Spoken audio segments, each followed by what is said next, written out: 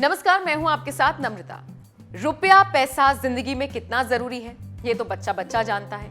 इसकी जरूरत हर आमो खास को है, लिहाजा अपना आराम छोड़कर आराम कमाने की तलाश में आप और हम निकल पड़ते हैं। लेकिन क्या कभी आपने इस रुपए को ध्यान से देखा है? क्या कभी आपने ध्यान दिया है कि इंडियन करेंसी पर क्या कुछ लिखा होता है, क्यों लिखा होता है, इसके क्या मायने होते हैं? अगर नहीं तो चलिए हम आपको बताते हैं।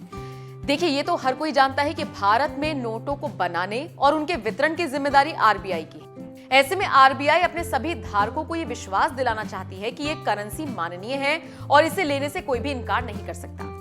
भारतीय नोट पर एक लाइन लिखी होती है, जितने रुपए का भी नोट चाहे आप देख लीजिए, उस पर लिखा होता है, मैं धारक को उतने रुपए अदा करने का वचन देता हूं, फिर चाहे 10 का नोट हो या फिर 2000 तक का नोट हो। यही वाक्य आपको हर नोट पर लिखा हुआ दिखाई देगा।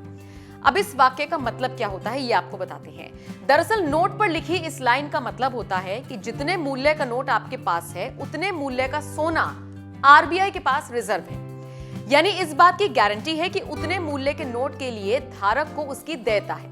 इसके अलावा आपने ये भी नोटिस किया होगा कि चाहे नोट 100 का हो, 200 का हो या 2000 का, इनके किनारों पर तिरछी तिरछी लाइनें होती हैं। अब इन तिरछी लाइनों का क्या मतलब होता है ये भी आपको बताते हैं।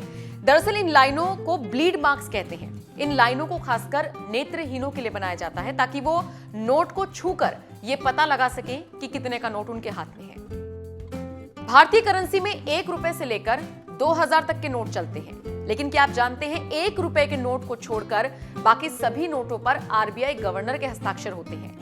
दिलचस्प बात है कि सिर्फ 1 रुपए के नोट पर भारत के वित्त सचिव के हस्ताक्षर होते हैं। 1 रुपए के नोटों को आरबीआई भी जारी नहीं करता। आपको बता दें, 1 रुपए के पहले नोट की प्रिंटिंग 30 नवंबर 1917 को हुई थी। पहले नोट पर किंग जॉर्ज पंचम की तस्वीर थी। फिर 1926 में इसकी छपाई बंद हो गई। कहा जाने लगा कि इसकी लागत बहुत ज्यादा थी और इसीलिए इसको बंद करना पड़ा। फिर 1940 में इसे फिर से शुरू किया गया। उसके बाद इसकी छपाई फिर से बंद हो गई। अब हाल फिलहाल साल 2015 में इसकी छपाई एक बार फिर से शुरू हुई। आपको ये जानकारी कैसी लगी? कमेंट करके अपनी राय हमें जरूर दें।